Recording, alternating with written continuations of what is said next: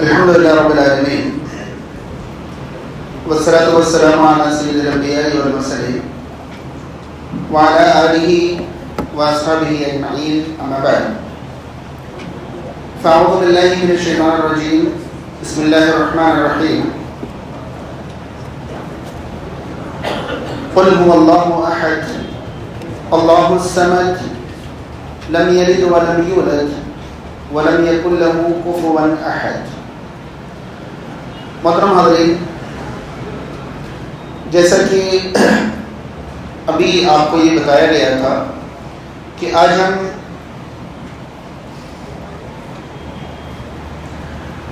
مکمل قرآن کے بارے میں ایک تعارف جانیں گے انشاءاللہ.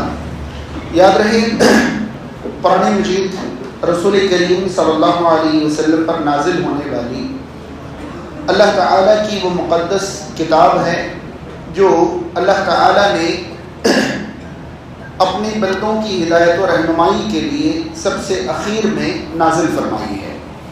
قرآن مجید کے بارے میں جو بنیادی معلومات ہمارے ذہن میں ڈالنے کا آج ارادہ ہے، ان میں سے بہت ساری چیزیں آپ کو معلوم ہوں گی، بہت ساری چیزیں معلوم نہیں ہوں گی. ان ساری باتوں کو ایک ساتھ جوڑ لیں انشاءاللہ. رسول کریم صلی اللہ علیہ وسلم جب 40 سال کی عمر کے ہوئے تو غار حرا میں قرآن مجید کی پہلی 5 آیتیں نازل ہوئیں. اس کے بعد مسلسل 13 سالوں تک مکہ مکرمہ میں اور آئندہ 10 سالوں تک مدینہ منورہ میں آپ صلی اللہ علیہ وسلم پر قرآن مجید نازل ہوتی رہی. یاد رہے قرآن مجید میں سورتوں کے اعتبار سے 2 قسمیں ہیں، مکی صورتیں اور مدنی صورتیں. مکی صورتیں وہ ہیں جو ہجرت سے پہلے آپ صلی اللہ علیہ وسلم کا مکہ سے مدینہ ہجرت کرنے سے پہلے نازل ہوئی. ان صورتوں کو مکی کہتے ہیں، چاہے وہ صورتیں کہیں بھی نازل ہوئی، مگر جو ہجرت سے پہلے نازل ہوئی وہ مکی صورتیں ہیں، اور جو ہجرت کے بعد نازل ہوئی ہیں وہ مدنی صورتیں ہیں. قرآن مجید میں 114 صورتیں ہیں اور ان کو تلاوت کے اعتبار سے کئی قسموں سے آسان کیا گیا ہے. 114 صورتیں قرآن مجید میں ہیں، 6223 آیتیں قرآن مجید میں ہیں. تلاوت کے اعتبار سے کئی آسانیاں پیدا کی گئی ہیں. قرآن مجید کا پاروں میں تقسیم کرنا تلاوت میں آسانی کے لیے ہے. کوئی 1 مہینے میں قرآن مکمل کرنا چاہے وہ روز 1 پارہ پڑھے، وہ مہینے میں 1 بار قرآن مکمل کر لے گا. کوئی 2 بار ختم کرنا چاہے وہ روز 2 پارہ پڑھ لے. کوئی 3 بار ختم کرنا چاہے، 10 دن میں ختم کرنا چاہے، روز 3 پارہ پڑھ لے. لیکن اگر کوئی ہفتے میں 1 بار قرآن پڑھنا چاہے تو پاروں کے حساب سے ترتیب نہیں بنے گی. اس لیے ہفتے میں 1 بار قرآن مکمل کرنے والوں کی آسانی کے لیے منزل ترتیب دی گئی ہے. قرآن مجید میں کتنی منزل ہیں؟ 7 منزل ہیں. کچھ صحابہ ہفتے میں 1 بار قرآن مکمل کر لیتے تھے، جو روزانہ 1 منزل پڑھیں گے ہفتے میں وہ قرآن مکمل کر لیں گے. اس کے بعد نماز میں قرآن مجید کہیں سے بھی آسان ہو پڑھ لیجئے، لیکن علماء کرام نے بڑی محنت کر کے قرآن مجید میں 540 رکوع متعین کیے. کتنے؟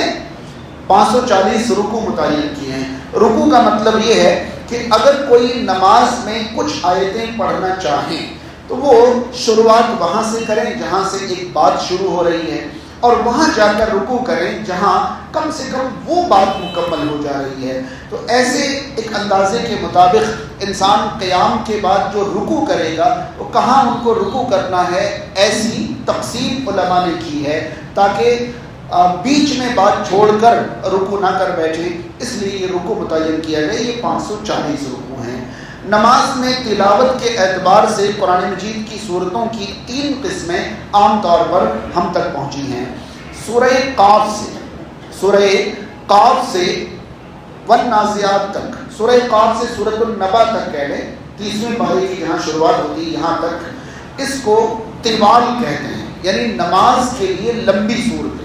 سورہ قاف 26ویں پارے میں جو سورہ قاف ہے وہاں سے سورۃ النبا تک. رسول کریم صلی اللہ علیہ وسلم عام طور پر فجر کی نماز میں طوال پڑھا کرتے تھے، یعنی سورہ قاف سے سورہ نبا کے درمیان جو صورتیں ہیں ان میں سے پڑھا کرتے تھے.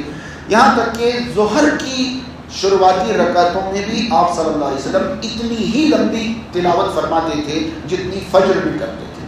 ہمارے یہاں لگ بھگ یہ چیز چھوڑ دی گئی ہے. فجر میں تو لمبی تلاوت پھر بھی ہو جاتی ہے، مگر ظہر میں، فجر اور ظہر دونوں میں لمبی تلاوتیں آپ صلی اللہ علیہ وسلم کرتے تھے. عصر اور عشاء میں نبی کریم صلی اللہ علیہ وسلم وساط پڑھا کرتے. وساط میڈیم صورت ہے.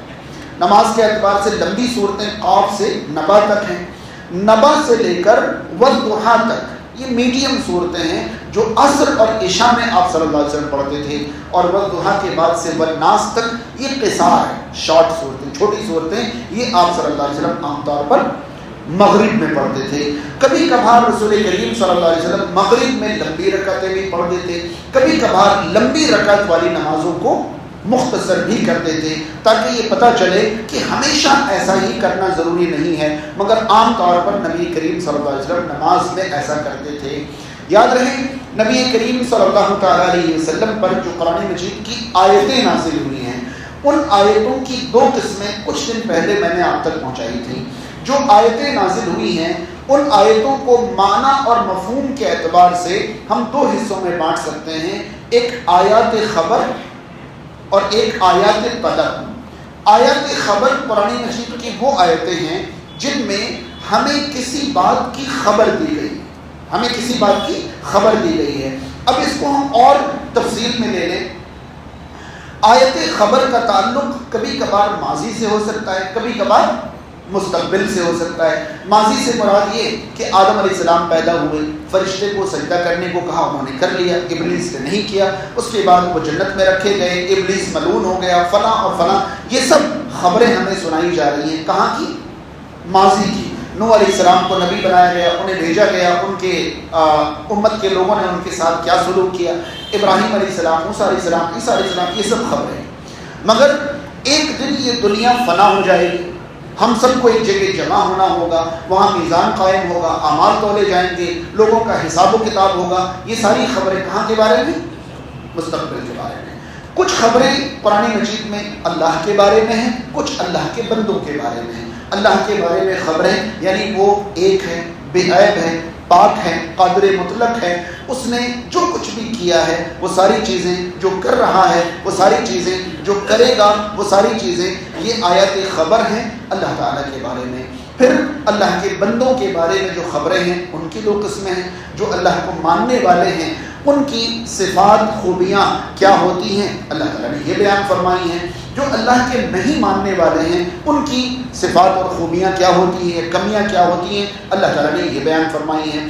پھر اللہ رب العالمین نے انسان کے اطراف کے بارے میں، ماحول کے بارے میں خبریں دی ہیں کہ کیا آپ آسمان کو نہیں دیکھتے، کس طرح یہ آسمان آپ کے سروں پر کھڑا ہے؟ کیا آپ زمین کو نہیں دیکھتے اللہ نے کیسے اسے بچھایا ہے؟ کیا آپ بارش پر غور نہیں کرتے کہ اس کے ذریعے کیسے مردہ زمین زندہ ہو جاتی ہے؟ کیا آپ اناج کی فصلوں پر غور نہیں کرتے؟ کیا آپ پیڑ پودوں پر غور نہیں کرتے؟ کیا آپ پھلوں پر غور نہیں کرتے کہ ایک باغ میں، ایک ہی مٹی میں، ایک ہی نام کے 1000 پیڑ لگے ہوئے ہیں، سب کا ذائقہ الگ الگ، پانی بھی وہی، ہوا بھی وہی، زمین بھی وہی. کون ہے جو اس میں اس طرح ذائقے بدل دیتا ہے؟ کہنے کو تو سبھی عام ہوتے ہیں، مگر عام کی قسمیں کتنی ہیں اور آپ جان سکتے ہیں یہ کون کرنے والا ہے. یہ سب آیات خبر ہیں اور ان میں اللہ تعالیٰ نے مختلف چیزوں کے بارے میں خبر دی ہے. آیات کی دوسری قسم آیات طلب ہوتی ہیں، جہاں اللہ تعالیٰ اپنے بندوں سے کچھ طلب کرتا ہے. اور طلب کی دو قسمیں ہیں. کئی بار اللہ تعالیٰ ہم سے یہ چاہتا ہے کہ ہم کچھ کریں، یہ طلب کی پہلی قسم ہے. اور کئی بار اللہ تعالیٰ ہم سے یہ چاہتا ہے کہ ہم ایسا نہ کریں، اس کو نہیں کہتے ہیں. تو امر اور نہیں، حکم اور منع، یہ طلب کی دو قسمیں ہیں. جو آیات طلب ہیں وہ آپ پائیں گے کہ تقریباً مدنی صورتوں میں ہے. مکی صورتوں میں آیات خبر آپ کو زیادہ ملیں گی اور مدنی صورتوں میں آیات طلب زیادہ ملیں گی کہ یہ کرنا ہے، یہ نہیں کرنا ہے، ایسا کریں، ایسا نہیں کریں، یہ آپ کو ملیں گی. یاد رہے قرآن مجید میں جہاں غور و فکر کا حکم یا غور و فکر کی دعوت یا غور و فکر سے ایمان میں اضافہ وغیرہ کی جو باتیں کی گئی ہیں وہ تمام تر غور و فکر کی آیتیں آیات خبر ہیں، آیات طلب نہیں ہیں۔ آیات طلب بلا چوں و چرا اپنانے اور فرما برداری کرنے کے لیے ہیں، غور و فکر کے لیے آیات طلب نہیں ہیں، غور و فکر کے لیے آیات خبر ہیں۔ اس کے بعد قرآن مجید میں مکی اور مدنی صورتوں کو اگر کوئی شخص قرآن سے دلچسپی رکھے تو عنوان سے پہچان سکتا ہے۔ مکی صورتوں کے عنوان بالکل الگ ہوتے ہیں اور مدنی صورتوں کے عنوان بالکل الگ ہوتے ہیں۔ مکی صورتوں کے عنوان کیسے ہوں گے؟ اللہ کے نبی صلی اللہ علیہ وسلم جب مکہ میں تھے تو وہاں لوگوں کے درمیان کن چیزوں کی سب سے زیادہ ضرورت تھی؟ تو سب سے پہلے لوگوں کو ضرورت تھی توحید کی۔ لوگ اللہ کو مانتے تو تھے مگر ایک نہیں مانتے تھے، اور کچھ اللہ کو ہی نہیں مانتے تھے۔ تو مکی صورتوں میں آپ پائیں گے کہ اللہ تعالیٰ کے بارے میں دو قسم کی باتیں بتائی گئی ہیں زیادہ تر۔ پہلی بات اللہ کے موجود ہونے کی دلیل، اور دوسری بات اللہ کے ایک ہونے کی دلیل۔ یہ مکی صورتوں کا پہلا عنوان ہے، اللہ کے وجود کی دلیل اور اللہ کے واحد ہونے کی دلیل، یہ پہلا عنوان ہے۔ اس کے بعد اللہ تعالیٰ نے بندوں کے لیے جو پیغام بھیجا ہے وہ پیغام اللہ تعالیٰ کے بعد سے بندوں تک پہنچنے سے پہلے فرشتوں کے ذریعے سے پہنچا ہے۔ تو آپ پائیں گے کہ مکی صورتوں میں آپ کو فرشتوں کے بارے میں صحیح معلومات حاصل ہوں گی، کیونکہ مکہ کے لوگ فرشتوں کو مانتے تو تھے مگر اللہ کی بیٹیوں کی شکل میں، اللہ تعالیٰ کی مخلوق کی شکل میں نہیں بلکہ اللہ کی بیٹیوں کی شکل میں۔ تو مکی صورتوں میں آپ کو فرشتوں کے بارے میں معلومات ہوں گی۔ فرشتوں نے جو چیز نازل کی اللہ تعالیٰ کی طرف سے اسے کتاب کہتے ہیں۔ اس کتاب کو مکہ کے لوگ گھر کی بنائی ہوئی بات، رسول اللہ کی بنائی ہوئی بات کہتے تھے۔ تو آپ پائیں گے کہ مکی صورتوں میں قرآن مجید کی سچائی کے بارے میں دلائل پیش کیے گئے ہوں گے۔ قرآن مجید کا ذکر ملے گا، بار بار الگ الگ انداز میں ذکر ملے گا۔ پھر یہ قرآن جن پر نازل ہوا وہ اللہ کے رسول ہیں، وہ انہیں رسول نہیں مانتے تھے۔ تو مکی صورتوں میں آپ پائیں گے کہ اللہ کے رسول صلی اللہ علیہ وسلم کی سچائی اور صداقت کی دلیلیں ملیں گی کہ اگر یہ رسول نہ ہوتے تو ایسا کیسے ہوتا، ویسا کیسے ہوتا، یہ دلیلیں آپ کو ملیں گی۔ یہاں ایک بات دلچسپی سے خالی نہیں ہوگی کہ ہر زمانے میں، آدم علیہ السلام کے زمانے سے لے کر آخری زمانے تک، ہر زمانے میں جو لوگ اپنے وقت کے رسولوں کو رسول نہیں مانتے تھے ان کی سب سے پہلی پریشانی ہوتی تھی کہ یہ ہماری طرح انسان ہے، رسول کیسے ہو گئے، یہ ہماری طرح انسان ہے، یہ رسول کیسے ہو گئے۔ وہی بات انہیں کھٹکتی تھی کہ رسول تو کوئی الگ مخلوق ہونا چاہیے، فرشتہ ٹائپ ہونا چاہیے، کچھ الگ ہونا چاہیے، یہ ہماری طرح بشر ہیں۔ اللہ رب العالمین نے ہر زمانے کے لوگوں سے یہ کہا ہے کہ یہ بتائیے کہ جب آپ کے درمیان ان کو کام کرنا ہے تو رسول آپ کے علاوہ مخلوق میں سے ہوتے تو آپ کے درمیان کام کیسے کر پاتے۔ تو ہر زمانے میں لوگوں کو لگتا تھا کہ یہ تو بشر ہیں، رسول کیسے ہو گئے۔ ہمارے زمانے میں لوگوں کو لگتا ہے کہ جو رسول ہیں وہ بشر کیسے ہو جائیں گے۔ تو بات بالکل دونوں ایک ہی ہے۔ انہیں بشر ہونے پر یقین تھا کیونکہ ان کے ساتھ پلے بڑے تھے، تو وہ جانتے تھے کہ بھائی فلاں کے گھر میں فلاں تاریخ کو فلاں دن پیدا ہوئے، بچپن ایسی گزرا، جوانی ایسی گزری، بڑے ایسے ہی ہوئے، تو انہیں بشر ہونے پر پورا یقین تھا۔ مگر جب انہوں نے کہا کہ میں رسول ہوں، اچھا ہماری طرح تھے، کھیلتے کودتے تھے، سبھی کرتے تھے، یاد رہے کھیلتے کودتے سے مراد یہ ہے کہ جائز تفریح کرتے تھے، ورنہ اللہ تعالیٰ ہر زمانے میں اپنے نبیوں کو بری عادتوں اور بری خصلتوں سے بچا کر رکھتا ہے۔ یعنی ہماری طرح زندگی گزار رہے تھے انسانوں کی طرح، اب اچانک کہنے لگے رسول ہوں، آپ رسول کیسے ہو سکتے ہیں۔ اب آج جو مسلمانوں کا ایک طبقہ ہے وہ انہیں رسول تو مانتے ہیں مگر جو رسول ہیں وہ بشر کیسے ہو سکتے ہیں۔ تو یاد رہے رسول کریم صلی اللہ علیہ وسلم کے بارے میں قرآن مجید میں یہ دونوں چیزیں بہت ہی باریکی سے سمجھائی گئی ہیں کہ آپ صلی اللہ علیہ وسلم بشر ہی ہیں اور رسول بھی ہیں، بشر ہی ہیں اور رسول بھی ہیں، یہ دونوں چیزیں سمجھائی گئی۔ اس کے بعد رسول کریم صلی اللہ علیہ وسلم پر اللہ تعالیٰ نے فرشتے کے ذریعے جو کتاب نازل فرمائی، اس کتاب میں پیغام کیا تھا؟ ظاہر سی بات ہے اس کتاب میں پیغام یہ تھا کہ اللہ کی فرما برداری کرو اور اللہ کی نافرمانی نہ کرو. اب مکی صورتوں میں آپ پائیں گے کہ جن لوگوں نے اللہ کی فرما برداری کی تھی ان کے ساتھ اللہ تعالیٰ کا سلوک کیا رہا، اور جنہوں نے اللہ کی فرما برداری نہیں کی ان کے ساتھ اللہ تعالیٰ کا سلوک کیا رہا. لہذا آپ پائیں گے مکی صورتوں میں نوح علیہ السلام کی قوم کا ذکر، قوم ثمود کا، قوم عاد کا، ٹھیک ہے، قوم موسیٰ کا وغیرہ وغیرہ کا ذکر آپ پائیں گے، کیونکہ ان لوگوں نے قرآن کے پیغامات کو نہیں مانے تو ان کے ساتھ کیا ہوا. پھر انبیاء اور انبیاء کے ساتھیوں کو اللہ نے کیسے بچایا، ان سب کا ذکر آپ پائیں گے. پھر آپ پائیں گے کہ اگر کوئی قرآن مجید پر یعنی قرآن کے جو پیغامات ہیں ان پر عمل نہیں کرے گا تو ان کے ساتھ کیا ہوگا. لہذا آپ پائیں گے کہ قرآن مجید میں جنت اور جہنم کے حالات بھرپور بیان کیے گئے ہیں کہ جو عمل کرے گا ان کے ساتھ بعد میں کیا ہوگا، اور جو عمل نہیں کرے گا ان کے ساتھ بعد میں کیا ہوگا. یعنی جنہوں نے رسولوں کو مانا ان کے ساتھ کیا ہوا، اور جنہوں نے نہیں مانا ان کے ساتھ کیا ہوا، یہ بھی مکی صورتوں میں ہے. اور جو رسول کو مانیں گے ان کا نتیجہ کیا ہوگا، اور جو نہیں مانیں گے ان کا نتیجہ کیا ہوگا، یہ بھی مکی صورتوں میں ہے. پھر آخر میں آپ پائیں گے کہ مکی صورتوں میں ان تمام چیزوں کے بعد اللہ رب العالمین نے ایمان والوں کے اخلاق کیسے ہونے چاہیے اس پر زیادہ توجہ دی ہے، اور برے لوگوں کے اندر کون سی بری عادتیں ہوتی ہیں جو انسانیت کے بھی خلاف ہوتی ہیں، ان سب چیزوں کا مکی صورتوں میں ذکر پائیں گے. اب آئیے مدنی صورتوں میں، تو مدنی صورتوں میں سب سے زیادہ احکام بیان کیے گئے، سب سے زیادہ احکام بیان کیے. نماز فرض ہے، کیسے قائم کرنی ہے، زکوٰۃ فرض ہے، حج فرض ہے، روزے فرض ہیں، کیسے روزے رکھنے ہیں، سحری کیسے ہوگی، افطاری کیسے ہوگی، قیام کیسے ہوگا، اور سارے وہ احکام جو کہ مسلمانوں پر لاگو ہوتے ہیں، نکاح کیسے ہوگا، طلاق کیسے ہوگا، وراثت کیسے ہوگی، رضاعت کیسے ہوگی، یہ سارے احکام جو ہوں گے وہ کس میں ہوں گے، مدنی صورتوں میں.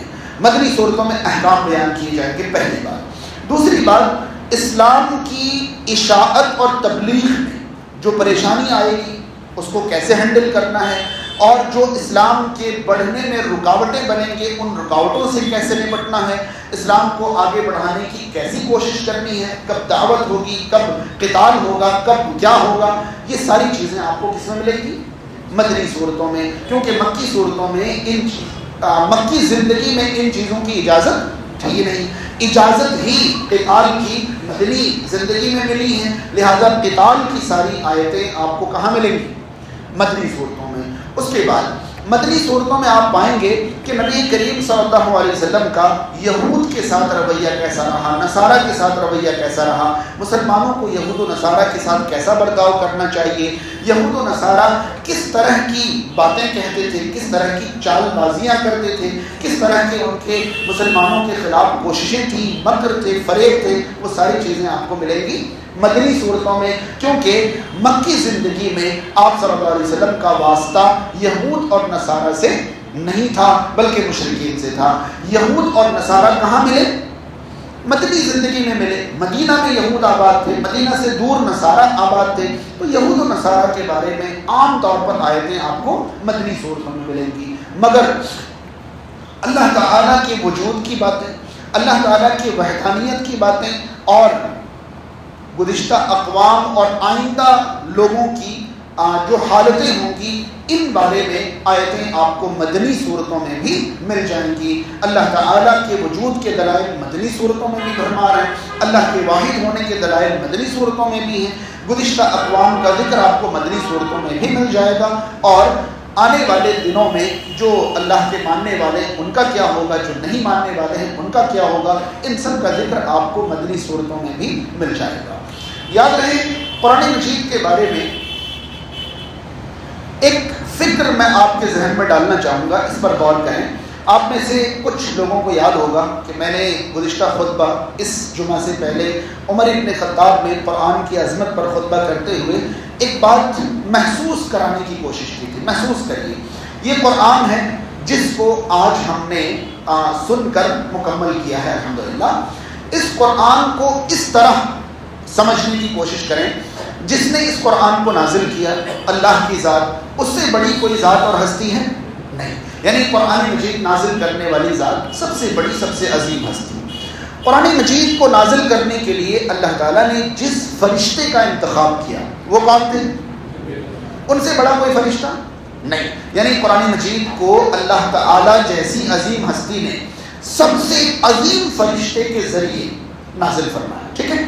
اب اس عظیم فرشتے نے جس ہستی پر دنیا میں نازل فرمایا محمد الرسول اللہ صلی اللہ علیہ وسلم پر، اس سے عظیم اللہ کی مخلوق میں کوئی ہستی ہے؟ یعنی اس قرآن کو نازل کرنے کے لیے اللہ تعالیٰ نے مخلوقات میں سے جس ہستی کو چنا اس سے افضل ہستی کائنات میں کوئی نہیں. آئی بات سمجھ میں؟ محمد الرسول اللہ صلی اللہ علیہ وسلم پر. اس کے بعد اس قرآن کو نازل کرنے کی شروعات کے لیے اللہ تعالیٰ نے جو رات چنی اس سے افضل سال میں کوئی رات ہے؟ اس سے افضل سال میں کوئی رات ہے؟ جی نہیں. اب یہ رات جس عشرے میں آتی ہے اس عشرے سے بہتر پورے سال میں کوئی عشرہ کہتے ہیں 10 دنوں کو، جس عشرے میں یہ رات آتی ہے اس عشرے سے افضل کوئی عشرہ پورے سال میں نہیں. پھر یہ رات جس مہینے میں آتی ہے اس مہینے سے افضل کوئی مہینہ ہے نہیں. ابھی یہ سلسلہ ختم نہیں ہوا ہے. جس مقام پر یہ قرآن نازل ہوا اس مقام سے بہتر ہوئے زمین میں کوئی مقام. اللہ تعالیٰ نے اس کلام کو نازل کرنے کے لیے اس مقدس سرزمین کو چنا جس سے مقدس سرزمین دنیا میں اور کوئی بھی نہیں ہے. پھر اندازہ لگائیے کہ اللہ تعالیٰ نے اس قرآن کو سب سے پہلے جن پر پریکٹس کیا ان سے بہتر انسانیت کا گروہ دنیا میں کبھی گزرا؟ کبھی گزرے گا نہیں. صحابہ کرام سے بہتر گروہ اور جماعت کبھی نہ دنیا میں گزری ہے اور نہ گزرے گی. بات سمجھ رہے ہیں؟ جس زمانے میں یہ قرآن نازل ہوا اس زمانے سے بہتر زمانہ کبھی پہلے یا بعد میں گزرا ہے؟ رسول کریم صلی اللہ علیہ وسلم کی رسالت کے زمانے سے بہتر کوئی زمانہ ہو ہی نہیں سکتا. آپ صلی اللہ علیہ وسلم نے فرمایا کہ میرا زمانہ سب سے بہترین زمانہ ہے، اس کے بعد میرے بعد کا، اس کے بعد میرے بعد. اندازہ لگایا آپ نے؟ اللہ جیسی ہستی نے جبریل علیہ السلام جیسے فرشتے کے ذریعے محمد الرسول اللہ صلی اللہ علیہ وسلم پر لیلۃ القدر کی رات میں، رمضان کے آخری عشرے میں، رمضان کے مہینے میں، مکہ اور مدینہ جیسی سرزمین پر اللہ رب العالمین نے اس کلام کو نازل کر کے جن صحابہ کرام سے سب سے پہلے عمل کروایا ان سے مقدس کوئی گروہ نہیں، اور جس زمانے میں اس پر عمل ہوا اس زمانے سے بہتر کوئی زمانہ نہیں. اسی لیے رسول کریم صلی اللہ علیہ وسلم نے یہ فرمایا خیرکم من تعلم القرآن وعلمہ، انسانیت میں سب سے بہترین لوگ وہ ہیں جو قرآن کو سیکھیں اور دوسروں کو سکھائیں. یاد رہے یہ قرآن صرف رمضان میں تراویح میں کھڑے ہو کر سن لینے سے اس کا حق ہم اور آپ ادا نہیں کر پائیں گے. ہم الفاظ میں بیان نہیں کر سکتے کہ کتنے مبارکباد کے قابل ہمارے حفاظ کرام ہیں جن کے سینوں میں اللہ تعالیٰ نے اس کلام کو محفوظ رکھا ہے. یہ کتنی عظیم چیز اپنے سینوں میں لے کر گھوم رہے ہیں ہم اور آپ محسوس نہیں کرا سکتے. لیکن ہم تمام کا فرض بنتا ہے کہ ہم آج سے قرآن سے اپنا تعلق اور رشتہ ختم نہیں کر لیں، کیونکہ یہاں سے ہمارا تعلق ختم ہو جائے یہ اس کا حق ادا کرنے کے لیے کافی نہیں ہے. یہ کتاب اس قابل ہے ہی نہیں کہ اسے کبھی بھی غفلت میں چھوڑ دیا جائے یا اس سے غافل ہو جایا جائے. بہت ساری قرآن مجید کے بارے میں مثبت اور پازیٹیو باتیں سن لی، دو نیگیٹو بات بھی سن لیجئے کہ قرآن مجید کے بارے میں نیگیٹو یعنی ہمارے اعتبار سے، قرآن کے اعتبار سے نہیں، قرآن مجید کے بارے میں رسول کریم صلی اللہ علیہ وسلم نے صحیح مسلم کی حدیث کے مطابق یہ ارشاد فرمایا ہے کہ یہ قرآن حجت ہے یا تو آپ کی طرف سے یا تو آپ کے خلاف. یعنی قرآن ہمارے لیے حجت ہے. اب ہمیں طے کرنا ہے کہ اس کی حجت ہمارے حق میں ہونی ہے یا ہمارے خلاف. اگر ہم نے اس کا حق ادا کیا تو یہ ہمارے حق میں گواہی دے گی. حجت کا مطلب ہمارے طرف سے گواہی بن کر یہ پیش ہوگا. قرآن ہمارے حق میں حجت بن جائے ہمیں اس بات کی کوشش کرنی ہے.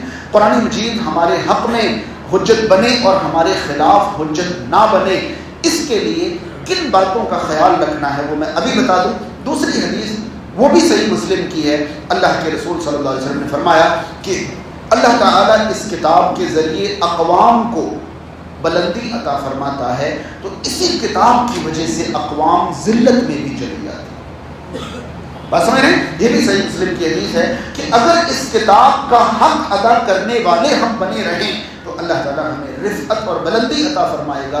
مگر اس کتاب کو اگر ہم نے غفلت میں پسے پش ڈال دیا، پیچھے ڈال دیا، تو اس کتاب کا حق ادا نہ کرنے کی وجہ سے ہم کہاں پہنچ جائیں؟ ذلت میں پہنچ جائیں گے. یہ بتانے یا محسوس کرنے کی ضرورت نہیں ہے کہ آج ہم رفعت میں ہیں یا ذلت میں ہیں. یہ ہمیں ہرگز بتانے یا محسوس کرانے کی ضرورت نہیں ہے. قرآن مجید ہمارے حق میں گواہی بنے یا قرآن ہمارا رتبہ اور مرتبہ بلند کرے، اس کے لیے ضروری ہے کہ ہم قرآن کی تلاوت کرنے والے بن جائیں، قرآن مجید کی تلاوت کرنے والے بن جائیں، قرآن مجید کو سمجھنے والے بن جائیں، قرآن مجید پر عمل کرنے والے بن جائیں، قرآن مجید کو آگے پہنچانے والے بن جائیں، اور قرآن مجید کے خلاف اگر کوئی کوشش ہو تو اس کو ڈیفینس کرنے والے، اس کا دفاع کرنے والے بن جائیں. یہ حقوق ہیں اس قرآن کے، اگر یہ حقوق ہم ادا کر سکیں تو انشاءاللہ یہ قرآن ہمارے حق میں گواہی بنے گی. اللہ تعالیٰ سے دعا ہے جنہوں نے ہمیں قرآن سنایا ہے، اللہ تعالیٰ ان کے سنانے کو قبول فرمائے. جنہوں نے ہمارے لیے قرآن سنا ہے، ہم تو اپنے لیے سن رہے تھے مگر کچھ حفاظ ہمارے تھے جو ہمارے لیے سن رہے تھے، اللہ تعالیٰ ان کے سننے کو قبول فرمائے. جن لوگوں نے قرآن سنا ہے اللہ تعالیٰ ان کے سننے کو قبول فرمائے. جن کی کوئی کوتاہی رہ گئی ہے، یاد رہے کہ اگر کوئی شخص کسی نفل عبادت کی عادت بنا لے اور کسی وجہ سے وہ عادت کبھی چھوٹ جائے تو اللہ تعالیٰ اسے عبادت کا ثواب عطا فرما دیتا ہے. اگر کسی وجہ سے کوئی رات ہماری رہ گئی تھی تو اللہ تعالیٰ اسے بھی ہمارے لیے عبادت میں شمار کر لے. جن لوگوں نے تھوڑی بہت سستی یا کوتاہی دکھائی ہے اللہ تعالیٰ اپنی خاص رحمت سے، فضل و کرم سے ان سستیوں اور کوتاہیوں کو معاف کر دے. اللہ تعالیٰ انہیں آنے والے دنوں اور سالوں میں اس طرف اور زیادہ توجہ اور دلچسپی کرنے والا بنا دے. قرآن مجید کی جو آیتیں ہمارے درمیان پڑھتے ہوئے آگے پیچھے ہو گئی ہوں یا رہ گئی ہوں یا کسی بھی طرح کوئی کوتاہی ہو گئی ہوں تو اللہ تعالیٰ اس سے درگزر فرما دے، اللہ تعالیٰ اسے معاف کر دے. اللہ تعالیٰ ہمارے قیام کو قبول فرما لے، ہمارے صیام کو قبول فرما لے، ہماری راتوں کو بیدار ہونے کو قبول فرما لے. جو بھی عبادات ہم نے کی ہیں اللہ تعالیٰ ان تمام عبادات کو قبول فرما لے. السلام علیکم.